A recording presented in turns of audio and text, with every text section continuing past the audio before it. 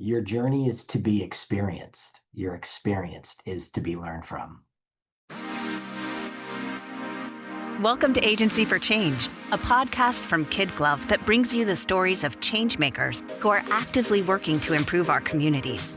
In every episode, we'll meet with people who are making a lasting impact in the places we call home.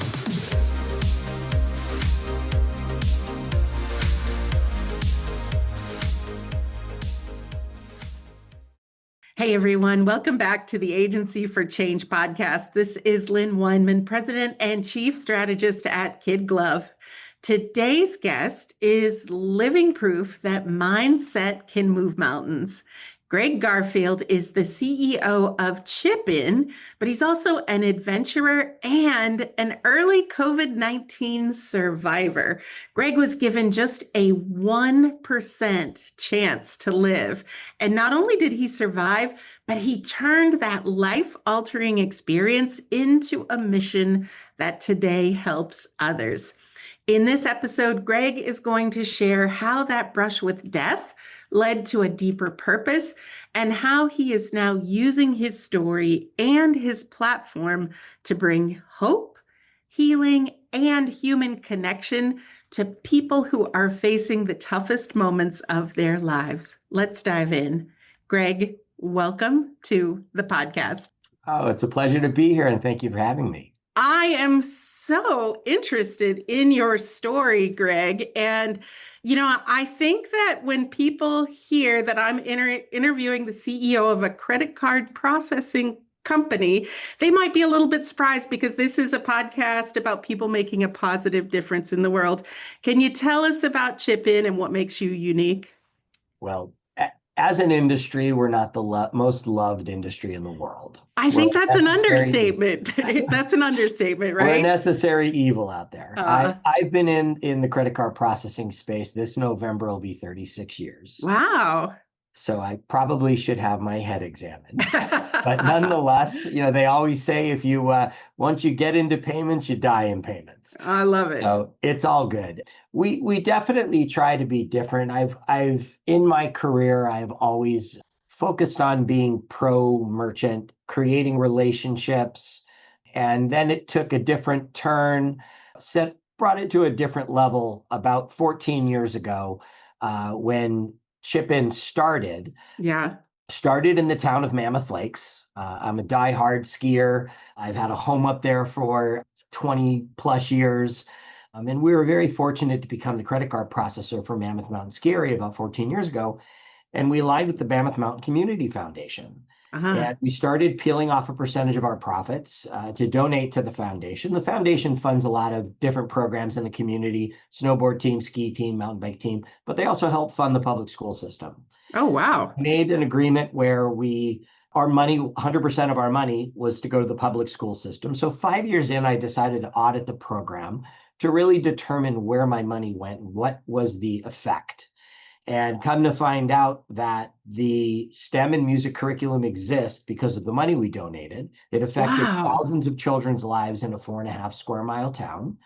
So I decided to brand it, and it's called ChipIn, Giving Credit Card Processing a Purpose, and brought it off the hill, went nationwide with it, and started partnering with a variety of nonprofits. Currently, there's 19 nonprofits under our umbrella. All highlighted on our website. And we help them create recurring donations by speaking to their donors and introducing our vehicle. Yeah. Because donors, we have found that donors are business owners or business people, and most businesses take credit cards. Yes. So it's a different vehicle. So we just really are going out there aligning with these for-profit businesses that were just taking 10% of our profit and donating it to the charity of their choice. I love that. To the account and just trying to make a difference in communities. I love that, Gregg. And why I think this message is so timely to have on the podcast right now is we're in a time where a lot of nonprofits are concerned about donations. There's a little bit of uncertainty in the economy, which always makes Donations a little bit uncertain as well. There's nonprofits who are used to getting government support who may or may not be getting that any longer. And you are providing a way for nonprofits to fund their missions by people doing nothing different than they would normally do, just using their credit cards, which, believe you me, I am burning a hole in mine all the time. And I think there's a lot of people in that same boat. Yeah, So that's true. I want to quickly take a turn on our conversation because these two things go together in such an interesting way. But Gregg, you also have such an incredible personal story of both survival and resilience. Would you mind? I know you've shared this story on the national news, international outlets. I'm a little bit humbled to have you share it here with us on the Agency for Change, but tell us a bit about that story. Oh, 5 years ago, this was February of 2020. Yeah, we all Um, remember what was happening in February of 2020. I'm going to correct. just jump in, Gregg, and say, I Hmm. remember having lunch with a friend. We both said, we're not going to let this COVID thing change our lives. And the next day, the world shut down. So Oh, where were it was, you in oh that yeah, continuum? it's Yes. a little crazy. I Yeah. was in Val Gardena, Italy. Mm, I'm on a ski trip with a group of friends that go every year to Europe. And yeah. we ended up going back to Val Gardena because we loved it so much. And on the 20, we got there on the 22nd of February, 2020.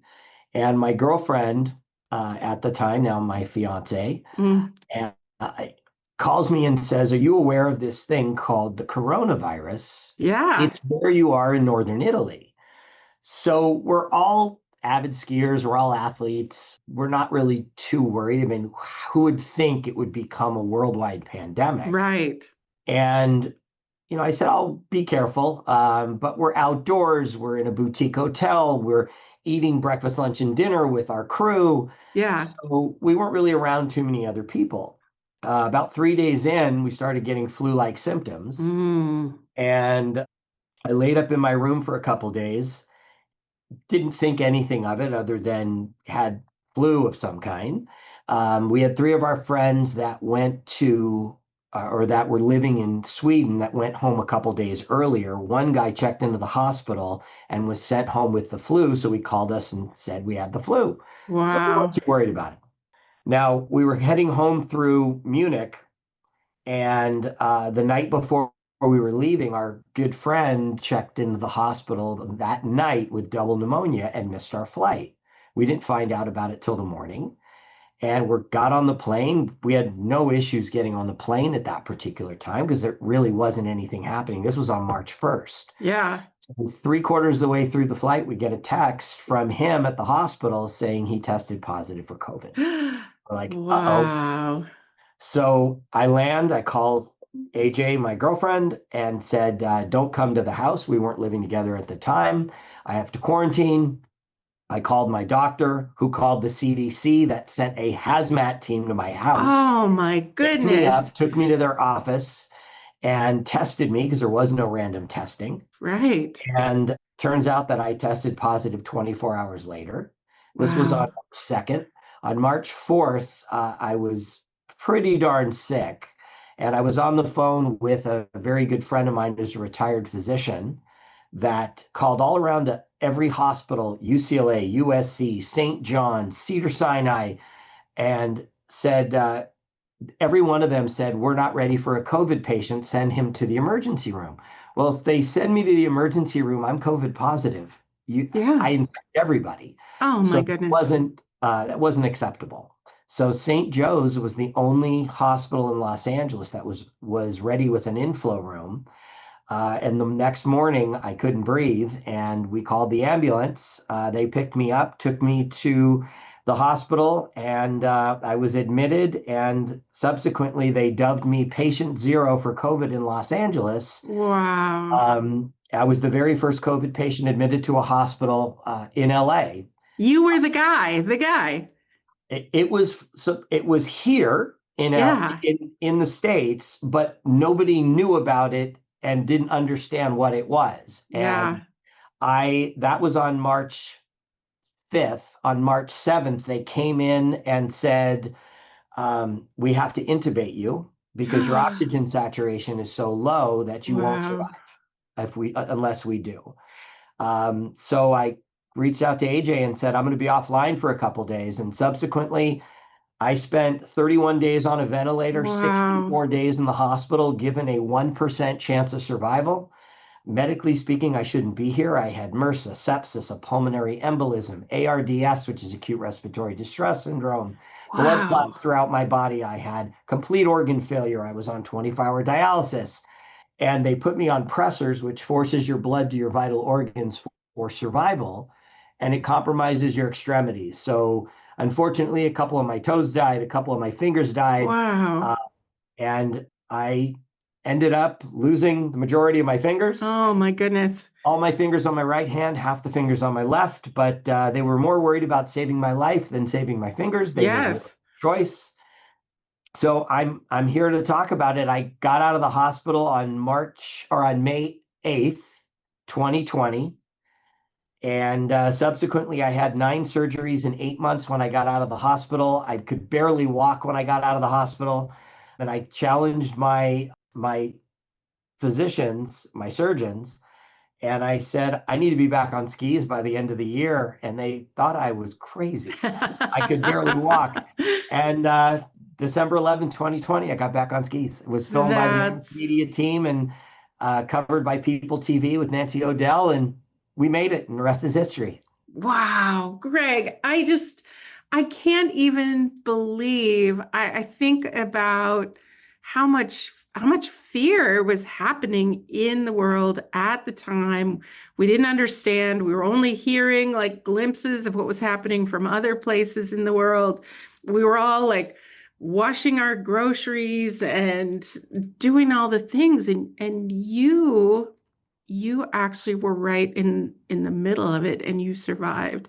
And not only did you survive, most people don't get to see you right now because they're listening in their cars or wherever, but you're the picture of health and vitality from what I can tell through our computer remote Zoom screen right now. Yeah, I really truly believe that being healthy really saved my life, Yeah, amongst my medical team, obviously, but I had a great right, foundation. And right, the importance of health is everything. I mean, you could have millions and millions of dollars, but if you don't have your health, how are you going to be there to spend it? right. Good point. Or even enjoy it, right? Or even Enjoy enjoy it. it. True. Yeah. So wow, those are two great stories. So I want to just rewind a little bit because ChipIn started, I think you said 14 or 15 years ago. So you already had a heart for service and giving back That's true. before this event happened in your life. But Mhm. this kind of near death, I mean, so near death experience has to have an impact on a person. Can you connect the dots with this? How does your personal story influence your work at ChipIn? It took it to a different level. I mean, Yeah, look, I've been given the best gift of all life, yeah, and giving back means more to me than ever before. And, frankly, when I had gotten out of the hospital, only 20% of my business, my portfolio, was philanthropic. My hmm, goal is to make it 50 plus. yeah, And I really want to help others. My fiance and I started a motivational speaking business as well, I love really it. to share our story with entrepreneurs. And it's Yeah, the understanding the power of mindset, empowering your people, overcoming adversity. People's people's trauma is very real. Everybody's is different, and you don't yeah, have to die to get here. right. But it's just sharing our story. And there's two sides to our story. Myself, I was the patient. I was the one that was in the trenches. But she and my sister were the ones coordinating my medical care Yeah, with my medical team and my village, my friends, my family, and we're communicating absolutely. with them. So they, it's the other side of it. It's the loved ones that were experiencing this and the trials and tribulations of of 1 minute everything was good, the next minute everything was bad. And given a 1% chance of survival, I shouldn't be here, medically speaking. Wow. Greg, you are in LA. I feel like this has all the makings of a movie, right? Like I could Let's see hope it. so. I could see it on the screen. All right, I'm going to advocate for that. So let's talk a little bit about mindset and positivity, because I know your health is an incredible asset, but you've got to have that will to survive. You've got to have that mindset that says, I'm not joking here. I'm skiing in December after all of these things that would tell you it's impossible, including, I'm sure the medical team told you it was impossible. Well, they didn't. Okay, good And for they did, and them. the reason they didn't is uh, they didn't want us to limit my Your mental dream. state and Yeah. my focus. Yeah. Uh, I wouldn't have heard it. I actually, before I was getting out of the hospital, I was in the middle of therapy, and I looked at my physical therapist and I said, I'm going to walk out of this hospital. And he said, well, create realistic expectations. And I looked at him and I'm like, you don't know who you're dealing with. That's right. That is a realistic expectation. Right. And up until the time that I was wheeled into the atrium, where there were hundreds of people when I was walking out of my medical team and everybody in the hospital that was seeing me off, because nobody was allowed in the hospital at that particular time. It was up until that moment that I looked at AJ and my sister and said, grab an arm. And I stood up and walked out. They had Wow. no idea I was able to do that. Wow. You knew it though. You hadn't practiced it, but you knew it. Absolutely. Wow, Not a Greg. question. So how does that, when you're doing the speaking and working with people, how does that translate to everyday lives for people, right? Like very few people have a story like yours. If anyone, honestly, it's such a unique story. But for just everyday people who are listening right now, how does mindset and motivation and positivity impact their lives? Well, everybody's tragedy, their tragedy and their trauma is real. Yeah, As I mentioned, you don't have to die to get here. right. And anything is just on the other side of fear. And Mm, fear is what holds us back. And yep, it feels real for each and every person. yep. And I am not a superhero by no means. I'm an average everyday person. I'm a healthy person. Yeah, you've And got an incredible story though. Yeah. I grew up really seeing the glass half full. Hmm. And I've really learned that my story, of as tragic as it is, and it was, just the power of believing Hmm. is truly everything. You Yeah. can believe in yourself. You can believe in your goals, setting goals, and trying to achieve micro goals. And, my story started when I was in the hospital and I had to walk 3 steps. And those 3 steps were like running a marathon. I was hooked up to all these different tubes. I had collapsed lungs. I had chest tubes. I was put on a trach. I was attached to so many devices that really what motivated me was I didn't want to go to the bathroom in a bedpan again. I wanted Oh to man. get to that bathroom. And I kicked my therapist out of the hospital, or out of my room, multiple times. And I looked at AJ and said, I need to get him back in here. I need to get to that bathroom. And she's like, Greg, that's 15 steps. You took 3 and you wanted to pass out. Right. And I literally made it that 15 steps when I got him back in there, because that was just that drive and focus. Yeah. And everybody has the power to do that. Yeah. So, Greg, for people out there who are wanting to make a difference in the world, what advice do you have for them? One step at a time. Oh, beautiful. That's One a step great at a time. transition. One step at a time. Yep. You don't have to do everything all at once. And, this may sound a little bit corny, but I have full belief that just going through your day and smiling, being nice to people, complimenting to people, uplifting them as you go along can make a lot of difference. Likewise, going along and spreading your trail of woe or anger or negativity can make the opposite toxic difference. So I do appreciate that. So Gregg, for anybody who's interested in ChipIn, let's take this all the way back now. For anybody, can anybody sign up for ChipIn? So like, let's say KidGlov right now, we take client payments with credit cards. What would it look like for us to sign up? And for my staff that's listening, take note of this because we're going to do it. It's very, very simple. I mean, you Okay. can just give us a call. We'll go over the fees. In 36 years, I've never lost on price. So Wow. 90 to 95% of the time we can beat the rate. If not beat, we will meet your rate. Okay. So it doesn't cost anything out of pocket. What we'll do is we'll increase your profitability. We'll give you the tools and educate you on potential tools that you are available to use Nice. to streamline how you take the cards. Yeah. And then we'll donate 10% of our profits to the charity that you choose. I love that so much. So you're not just raising your prices 10% to No, make absolutely way for not. that donation. You have got that like baked into your process and your formula. So you're not only are you competitively priced, but you're philanthropic as well. If I make $1, I donate a dime. That's amazing. That's amazing. So what's on the horizon for you and ChipIn? You've seems like you've already lived a full life. You've been in this business for 36 years. What's next, Gregg? Just making a difference, really Yeah. tapping into organizations that we can impact.